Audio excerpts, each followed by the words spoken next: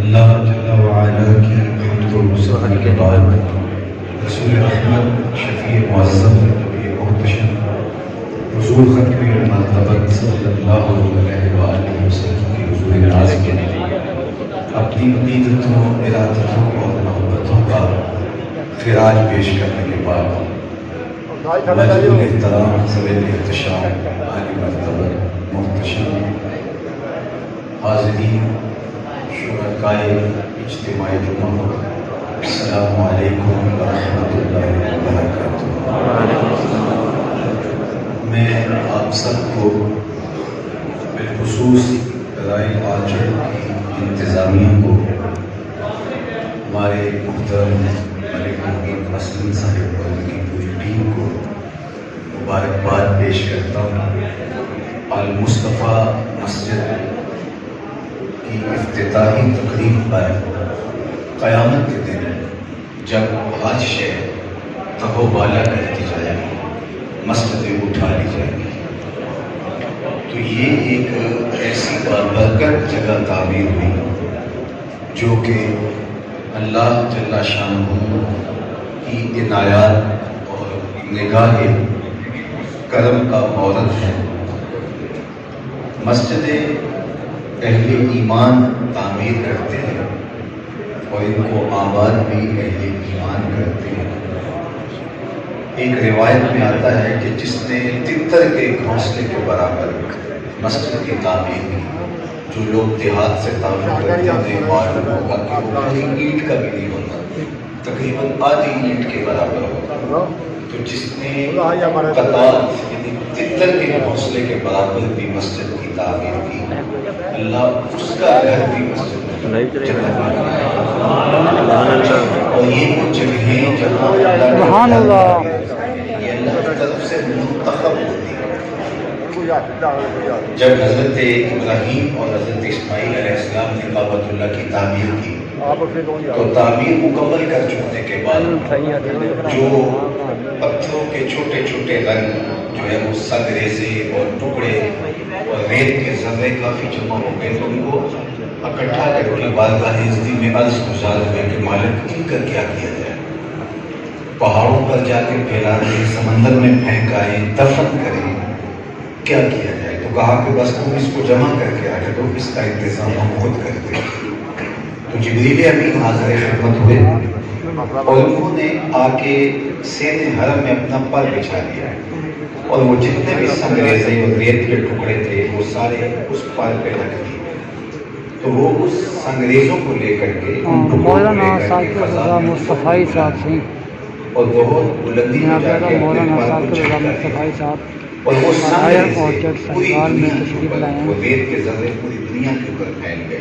کہتے ہیں جہاں جہاں کوئی سنگ ریزہ گرا وہاں وہاں مسجد بنے۔ تو کوئی خوبصورت سنگ ریزہ یہاں بھی گرا تھا اور آج المصطفیٰ حضور کے صفاتی اسم مبارک سے موسوم یہ مسجد تعمیر کے مراحل سے گزر کے تکمیل کی منزل تک پہنچی۔ میرے ذہن میں مسجد میں داخل ہوتے ہی حضرت تمیم داری رضی اللہ تعالی عنہ کا ایک عمل یاد آیا، اور وہ زمانہ تھا کہ یمن میں لوگ چراغاں کیا کرتے تھے اور رسیوں کے ساتھ قندیلیں باندھ کر کے تو ایک ماحول پیدا کیا گیا۔ تو یہاں حجاز میں یہ رواج نہیں تھا، تو مسجد نبی کی جب تعمیر ہو چکی تو حضرت تمیم داری وہاں گئے تو انہوں نے کسی جگہ پہ ایسا منظر دیکھا تو ان کے دل میں یہ بات آئی کہ یہ چراغاں کیوں نہ اللہ کے گھر میں ہو۔ تو وہاں سے انہوں نے وہ چیزیں خرید لی اور وہ اس دور کے مطابق جو فانوس تھے، اس دور کے مطابق جو قندیلیں تھیں وہ لے آئے، اور شام ہونے سے پہلے مسجد نبوی میں رسیاں باندھ کر کے ان میں وہ قندیلیں لٹکا دی اور تیل ڈال دیا، اور اس انتظار میں رہے کہ کسی طرح شام ہو اور ہم ان کو روشن کریں۔ اور جو ہی شام ہوئی تو صرف آگ دینے کی دیر تھی تو مسجد جگمگانے لگی۔ تو آقا کریم علیہ السلام جو ہی مسجد میں داخل ہوئے تو اچانک یہ منظر حضور نے دیکھا تو آقا کریم نے ایک جملہ کہا تمیم داری کو دعا دیتے ہوئے حضور نے کہا کہ تو نے اسلام کو روشن کر دیا ہے، اللہ تیری آخرت روشن کر دیا۔ اور ایک زمانے میں حضرت عمر کے زمانے میں مسجد نبوی میں اس قدر چراغاں کیا گیا اور اس قدر خوبصورتی پیدا کی گئی، تو کوئی آئے تو انہوں نے کہا کہ غالباً حضرت علی مرتضیٰ نے کہا عمر تم نے اللہ کے گھر کو روشن کیا، اللہ تیری قبر کو روشن کیا۔ سبحان اللہ۔ تو آج جس دنیا میں ہم بس رہے ہیں تو یتطاولون فی البنیان کے عمارتیں اونچی کرنے کے مقابلے شروع ہیں، تو اگر مسجد عالی شان ہے تو ان لوگوں کے لیے دعائیں نہیں کرتے۔ کسی زمانے میں علامہ اقبال جب یورپ گئے تھے تو وہاں جب واپس آئے تو انہوں نے ایک جملہ کہا تھا کہ گرجوں سے بڑھ کر ہے بینکوں کی عمارات، کہ وہاں گرجے چھوٹے ہو گئے ہیں اور بینکوں کی عمارات اونچی ہو گئی ہیں، تو ان کے مذہب کا جو بھی ان کا مذہب ہے اس کا تخت دھڑنا ہونے والا ہے، ان کا دھڑن تختہ ہونے والا ہے اور وہ ختم ہونے والے ہیں، اس لیے کہ انہوں نے اپنی مسجدوں کو پست کر دیا ہے۔ اور کسی زمانے میں لوگ دیہاتوں کے اندر، شہروں کے اندر مسجد سے اونچا کوئی گھر نہیں بنایا کرتے تھے کہ سب سے نمایاں اور خوبصورت اور اونچا گھر اللہ کا ہونا چاہیے۔ تو پھر ایک وقت آیا کہ حالات وہ نہ رہے، لیکن الحمدللہ اب یہ ایک رواج پیدا ہو گیا ہے اور اس میں ایک بہت بڑا کردار ہے ان لوگوں کا جنہوں نے اللہ کے پاکیزہ گھروں کے ساتھ اپنی قلبی وابستگی کو خوبصورتی کے ساتھ اور نقاشی کے ساتھ اور خوبصورت وسعت کے ساتھ جو ہے وہ مسجدوں کو جو ہے وہ آباد کیا، اور نمازیوں کے ساتھ پھر اس کو آباد کرنا یہ دوسرا مرحلہ ہے۔ ایک مسجد کا ہے رنگ و روغن کے ساتھ اور اس کی آرائش و زیبائش، اور دوسرا اصل اس کی آبادی اس کی نمازیوں کے ساتھ ہے۔ تو اس وقت خوشی اور دوبالا ہو جاتی ہے جب اللہ کا بنا ہوا گھر پاکیزہ گھر نمازیوں کے ساتھ آباد ہو جائے، اور قرب قیامت کے اندر جب پہاڑ بھی آپس میں ٹکرا کے ریزہ ریزہ ہو جائیں گے، درخت بھی زمین سے اکھڑ کے باہر آ جائیں گے، زمین برابر ہو جائے گی اور یہ سب کچھ تہوبالا ہو جائے گا، تو مسجدیں جو ہیں وہ اٹھا لی جائیں گی۔ ان مسجدوں کو بناتے کعبہ کہا گیا ہے، کعبۃ اللہ کی بیٹیاں کہا گیا ہے۔ کعبۃ اللہ سب مساجد کی ام المساجد ہے، ماں ہے مساجد، اور یہ جتنی مساجد دھرتی کے کسی کونے پر ہے تو وہ عزت کی جگہ قرار پاتی ہے۔ ٹوٹی شکستہ مسجد بھی ہو، آپ عالی سے عالی نسب محل میں بھی چلے جائیں تو آپ جوتوں سے بیٹھ جائیں، لیکن شہنشاہ وقت بھی آئے تو وہ جوتے اتار کے یہ اللہ کے پاکیزہ گھر کا ادب ہے، اور اس کے آداب کی رعایت کو بیان کرتے ہوئے امام اہل محبت امام الشافعی رضا خان بریلوی نے لکھا کہ اتنے زور سے قدم مسجد میں نہیں رکھنا چاہیے کہ دھمک پیدا ہو، یہ مسجد کے آداب کے خلاف ہے، بلکہ انہیں ساری زندگی یہ دیا سلائی سے چراغ روشن کیے جاتے تھے مساجد کے زمانے میں، مٹی کا تیل استعمال نہیں کیا جاتا تھا کہ بدبو ہوتی ہے تو سرسوں کا تیل یا گھی یا اور چیزیں استعمال کرتے تھے، لیکن اس کو روشن کرنے کے لیے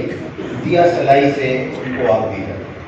لیکن اعلیٰ حضرت یہ کرتے کہ اس دیے کو اٹھا کر کے باہر لے جاتے مسجد سے اور وہاں جا کر کے اس کو آگ دیتے پھر دوبارہ تو کسی نے کہا کہ حضرت آپ ایسا کیوں کرتے؟ تو فرمایا کہ یہ جو دیا سلائی ہے اس کے اندر گندگ ہوتی ہے اور جب اس کو جلایا جاتا ہے تو ہلکی سی اسمیل پیدا ہوتی ہے، میں یہ گوارا نہیں کرتا کہ اللہ کے پاکیزہ گھر میں اتنی بدبو نہ پھیلے، کیونکہ جب پیاز کھا کے مسجد میں آنے سے منع کر دیا اور مسجد میں لہسن کھا کے آنے سے روک دیا گیا تو پھر یہ بدبو مسجد میں بلا ضرورت شرعی مسجد کی چھت پر چڑھنے سے منع کیا گیا، کوئی ضرورت ہو نیچے رش پیدا ہو جائے پھر آپ اوپر چلے جائیں یا کام کرنے میں بھی پڑ جائے،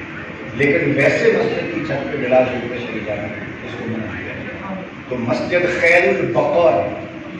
اور خیر الاماکن، اس دنیا پر سب سے اچھی جگہ مسجدیں ہیں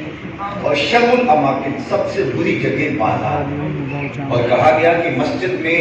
بازار میں دیر سے جاؤ جلدی واپس آ جاؤ اور مسجد میں جلدی جاؤ اور دیر سے واپس آؤ، جتنی دیر مسجد میں تم رکو گے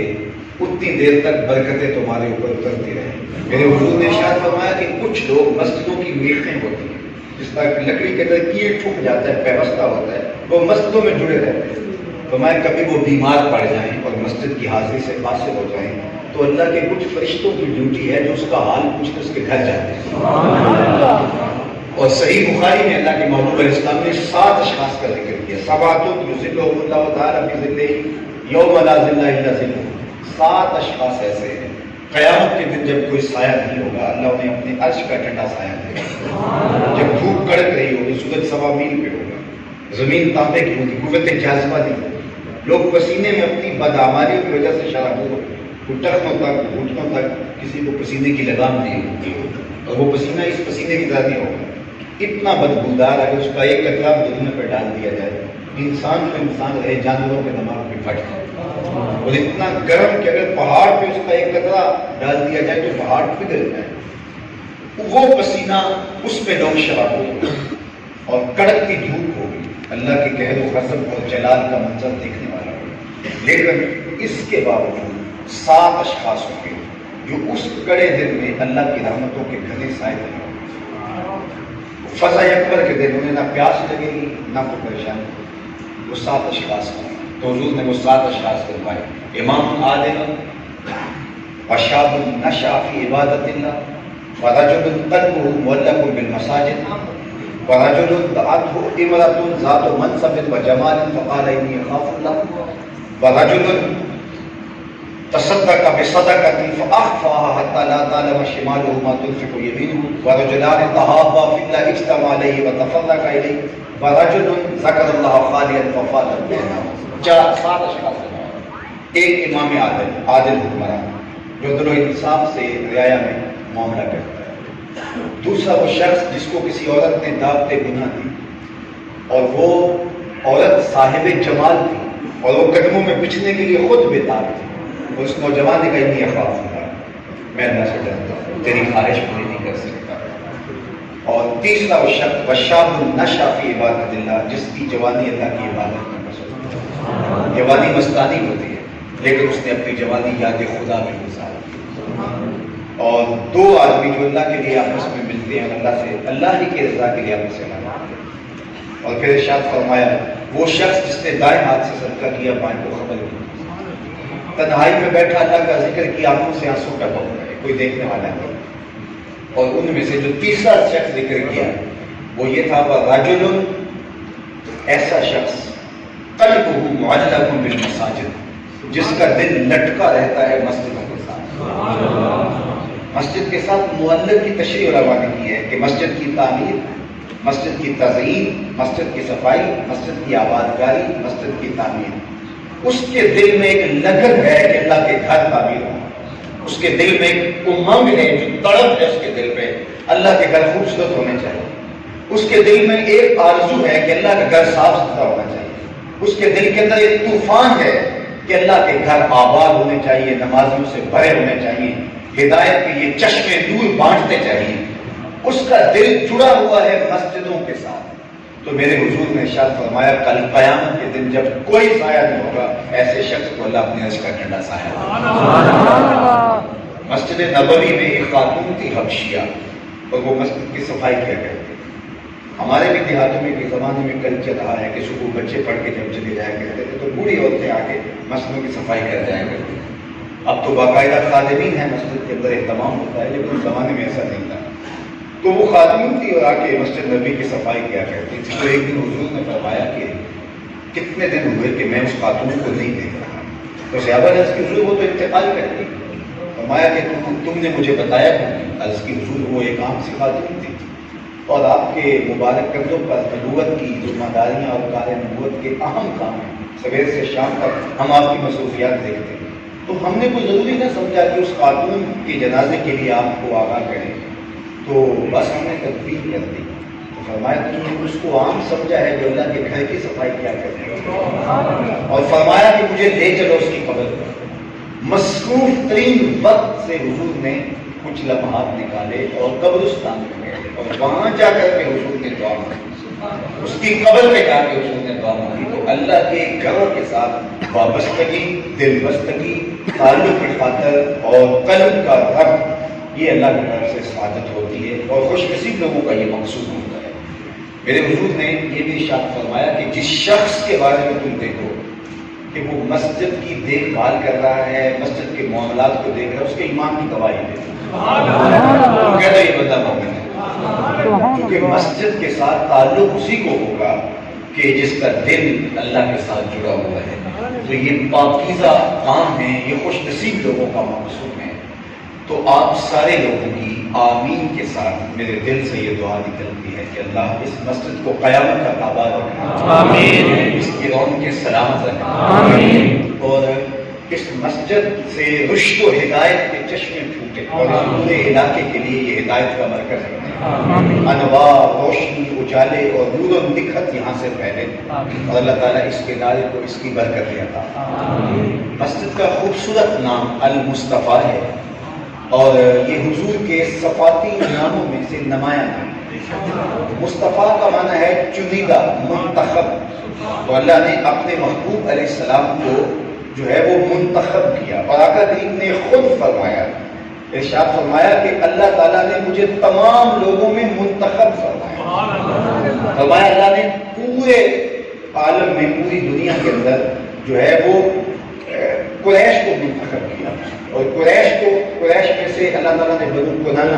اور بنو کنانہ میں سے بنو ہاشم کو اور بنو ہاشم میں سے حضور نے فرمایا کہ اللہ نے اصطفانی، مجھے منتخب فرمایا۔ تو استفاء سے مصطفیٰ ہے اور یہ حضور کا ناز ہے کہ میں مصطفیٰ ہوں۔ تو یہ ایک ایسا منصوب، اور میں یہ بات خوش آئین سمجھتا ہوں کہ عمومی طور پہ جب ہم کوئی مراکز یا مساجد بناتے ہیں تو ہر شخص کی خواہش ہوتی ہے کہ اپنے باپ کے نام پہ، اپنی اولاد کے نام پہ رکھے۔ یہ خواہش بھی اچھی ہے، میں اس کی تردید نہیں کرتا، اصال ثواب کا سلسلہ ہو، لیکن جہاں سے سارے چشمے پھوٹتے ہیں، جہاں سے ساری روشنیاں پھوٹتی ہیں، تو حضور کے نام سے اگر کوئی چیز منسوب ہو جائے، اللہ اکبر، علماء نے تو لکھا ہے کہ جس دسترخوان پہ محمد نام کا بچہ ہوگا وہاں بے برکتیں نہیں آ سکتی حضور کے نام۔ اور قیامت کے دن اللہ تعالیٰ یا محمد کہہ کے پکارے گا تو جو محمد نام کے لوگ ہوں گے وہ بڑھ جائیں گے اس پکار پہ، تو اللہ فرمائے گا میں نے تمہیں تو نہیں بلایا، میں نے تو اپنے محبوب کو بلایا۔ تو عرض گزار ہوں گے مالک ہمارا نام بھی یہی تھا، تو ہم اس نام کی پکار پر چلے آئے، تو اللہ تعالیٰ فرمائے گا آگے ہو تو چلو یہ جنت کے در کھولے، ہمارا نام میرے محبوب کے نام سے ملتا ہے۔ اللہ اکبر۔ تو اللہ نے لیے ہوئے یہ عالی شان مسجد اور خوبصورت پاکیزہ گھر یہ آبادیوں اور کرم نوازیوں اور رحمتوں کا منتظر ہے۔ آپ جس طرح آج شوق سے ہجوم کر کے آئے، آپ کی محبتیں اس مرکز کے ساتھ اور اس پاکیزہ مسجد کے ساتھ اس مسجد کی آبادی کی ضمانت بنے گی۔ اور اللہ جل شانہ کی بارگاہ میں اپنی گفتگو کو ختم کرنے سے قبل حضور کے منتخب نام المصطفیٰ اور حضور کے پاکیزہ نام کے حوالے سے یہ جو حضور کا انتخاب ہے، دو ایک باتیں اور کرنا چاہتا ہوں، وہ یہ کہ آج فرانس کے گماشتوں نے یہ چاہا تھا کہ مسلمانوں کے سینوں سے حضور کے پیار کو کھرچ ڈالیں گے اور ہم جو ہے وہ ٹیڑھی الٹی لکیریں تلاش کر کے انہیں پیغمبر حسن کے خاکے قرار دے دیں گے۔ تو میں گلی گلی یہ کہہ رہا ہوں کہ میرے حضور کے خاکے ہو کیسے سکتے ہیں؟ خاکے تو خاکیوں کے ہوتے ہیں، جو بہتری نور ہو اس کے خاکے کیسے ہو سکتے ہیں؟ تو تم کس کے خاکے تلاش ہے؟ ہمارا غصہ یہ ہے کہ تم نے ان خاکوں کو میرے حضور سے منسوب کیوں کیا؟ باقی یہ خاکے میرے حضور کے نہیں ہیں، حضور کے خاکے ہو ہی نہیں سکتے۔ مثل در عالم امکان متصور نیست، حضرت شیخ مجدد بولے حضور کی مثل بزم عالم میں ممکن ہی نہیں ہے، ہو ہی نہیں سکتا ہے،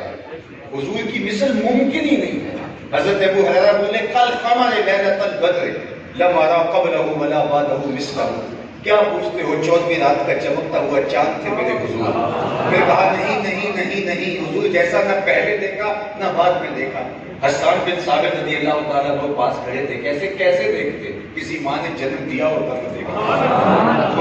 محمد بنا کے قلم توڑو، پتہ نہیں کس کے خاکے تلاش میں۔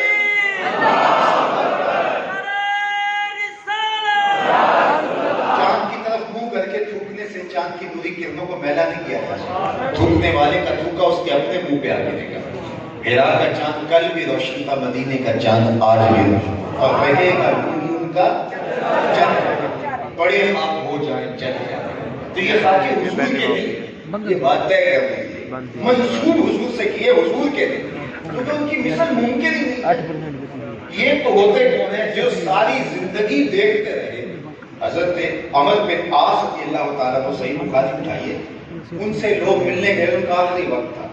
چارپائی پہ لیٹے ہوئے تھے، تو لوگوں کو دیکھ کر کے انہوں نے دیوار کی طرف منہ کر دیا، رونے لگے۔ جب خوب رو لیا تو پھر لوگوں کو کر کے کہا لو سئلت عن اصل، وہ کہہ رہے ہیں کہ تمہیں ساری زندگی تو کون ہے جو اس نے حسن مجسم کے خاکے تلاش سے رہے، یہ کسی اور کے تلاش رہے، منسوب ادھر کر رہے۔ قریش نے کہا یار تم عجیب بات، عجیب لوگ ہو، محمد بھی کہتے اور عیب بھی لگاتے، ایک کام کرو نا، تم تو اہل زبان ہو، اور محمد کا معنی ہوتا ہے الذی یحمد حمدا بعد حمد، مرۃ بعد مرۃ، کرۃ بعد کرۃ، جس کی بار بار تعریف کی جائے، قلم ٹوٹ جائیں تعریف ختم نہ ہو، روشنائیاں ختم ہو جائیں تعریف ختم نہ ہو، کاغذ ختم ہو جائیں، لکھنے والے تھک جائیں، عمریں بیت جائیں، تعریف ختم نہ ہو، تعریف کی اپنی تعریف ختم ہو جائے، محمد بولتا ہے جس کی تعریف ختم ہو جائے۔ تو یار تم تو اہل زبان ہو، اور تم کہتے ہو محمد اور پھر عیب لگا، تو ایک بات کرو، انہوں نے کہا ٹھیک ہے آج کے بعد ہم محمد نہیں کہیں گے، مزمم کہہ لیا کریں گے، استغفر اللہ۔ یہ اس کا برعکس تھا، تو مزمم کہہ کے کہ خوب سے باطن کا اظہار کرنا، کسی سے بھی نہیں سنا، تو حضور کو کہا حضور وہ مزمم کہہ کے خوب سے باطن کا اظہار کرنا۔ تو آقا کریم نے فرمایا تم نے دیکھا نہیں اللہ نے قریش کا منہ کیسے پھیر دیا، یشتمون مزمما ویلعنون مزمما وانا محمد، وہ کسی مزمم کو گالیاں دے رہے ہیں، میرے رب نے مجھے محمد بنایا، یہ خاکے کسی اور کے تلاش رہے ہیں، میرے حضور کے خاکے ممکن ہی نہیں، حضور کی مثل بزم عالم میں ممکن ہی نہیں ہے، رخ مصطفیٰ ہے وہ آئینہ، اقبال بولا رخ مصطفیٰ ہے وہ آئینہ، کہ اب اس سا دوسرا آئینہ نہ کسی کی بزم خیال میں، نہ دکان آئینہ ساز میں، خدا نے وہ سچائی پان چھڑیا جتے وچ محمد نو ڈالیا، خاکے تو دور کی بات ہے، میرے محبوب کا تو سایہ بھی نہیں تھا، اور جس کا سایہ نہیں ہے اس کا ثانی کیسے ہو سکتا ہے؟ اللہ اکبر، بلکہ اللہ نے محبوب کے نام کو بے نقط بنایا، اور ایک شاعر نے کہا آؤ بتاؤں کیوں بے نقطہ ہے نام محمد، آؤ نقطہ بتاؤں کیوں بے نقطہ ہے نام محمد، نام پر بوجھ نقطے کا آئے، آپ کو یہ بھی گوارا نہیں، یہ بھی گوارا نہیں کرتا کہ میرے محبوب کے نام پر بھی نقطہ آئے، جو محبوب کے نام پہ نقطہ گوارا نہیں کرتا، ذات پہ نقطہ چینی کیسے گوارا کرتا؟ تو یہ تمہارا خود سے بات ہے، باقی حضور کے نام کا جھنڈا کبھی بھی سر نگو ہونے والا نہیں۔ ان کو اگر اپنے مذہب سے واجبی سا تعلق بھی ہوتا تو یہ کبھی یہ ہمت نہ کر پاتے۔ حضرت عیسیٰ اپنی قوم سے کہہ رہے لوگوں میں جا رہا ہوں، میرے بعد اب وہی آئے گا جس کا نام محمد ہوگا۔ پیغمبر نے کہا، کوئی کہہ رہا ربنا وبعث فیہم رسولا، ہمارے آنکھیں بوڑھی ہو گئی ہیں بھیج بھی دے، کوئی کہہ رہا ہے اسمہ المتوکل، اس کا نام متوکل ہوگا، ایک بولا لیسا بفضل ولا بقلب، وہ ترشی نہیں ہوگا، اس کے ماتھے پہ شکنے نہیں آیا کرے۔ حضرت عیسیٰ نے کہا چلو میں تمہیں نام بھی بتا دیں، اس کا نام احمد،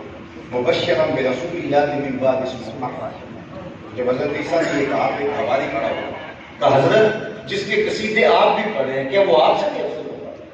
حیرت سے سوال کیا، تو حضرت عیسیٰ نے جو جواب دیا سنو تمہاری آنکھیں ٹھنڈی ہو جائیں گی۔ جامع مسجد المصطفیٰ میں آپ کا آنا، اس مسجد کی خوبصورتی، اس کا صوبری جمال اور اس کا معنوی حسن، اس کی آرائش و زیبائش، اس کے اندر باہر رونقوں اور ہجوم عاشقوں کے مناظر، اور یہ تم تماتے ہوئے چہرے اور محبتوں کے مناظر، گویا اس پوری سوسائٹی کا تاج لگ رہی ہے یہ مسجد۔ یہ تاج کیا ہوتا ہے؟ یہ تو ایسے ہے کہ جس طرح اللہ تعالیٰ نے جو ہے وہ آسمان سے نور اتار دیا ہے اور ہمارے لیے ہدایت کا سر چشمہ بنا دیا ہے، لیکن اس مسجد جمعہ کے اندر، اس مسجد جامعہ کے اندر آج اس پہلے اجتماع کے موقع پر یہ بات آپ زندگی کے ایک ایک لمحے میں یاد رکھنا، آپ کا سینہ ٹھنڈا ہوگا، آپ کی روح رقص کرے گی۔ حضرت عیسیٰ علیہ السلام نے کہا، جب حواری نے کہا حضرت جس کے قصیدے آپ بھی پڑھ رہے آپ سے کیا افضل ہوگا؟ حیرت سے پوچھا، تو سنو حضرت عیسیٰ نے کیا جواب دیا۔ حضرت عیسیٰ بولے افضل ہونے کی بات کرتے ہو، وہ تو اتنی عظمتوں کا حامل ہے اگر اس کے نالین کے تسمے کھولنے کی سعادت ابن مریم کو مل جائے تو یہ بھی مقدر کی بات ہے۔ وہ اتنے بختوں کا مالک ہوگا، وہ اتنی شان کا مالک ہوگا، تو اس کی عظمت کے پھیرے کون کم کر سکتا ہے، ان کی عظمت کے جھنڈے کون سر نبو کر سکتا ہے۔ یہ امتحان اس امت کا ہے، امت مسلمہ کی کمزوری نے یہ وقت دکھائے کہ آج کوئی ٹیڑھی لکیروں کو میرے حضور سے منسوخ کرنے کی جرات کر سکا، لیکن انشاءاللہ ایک وقت آنے والا ہے،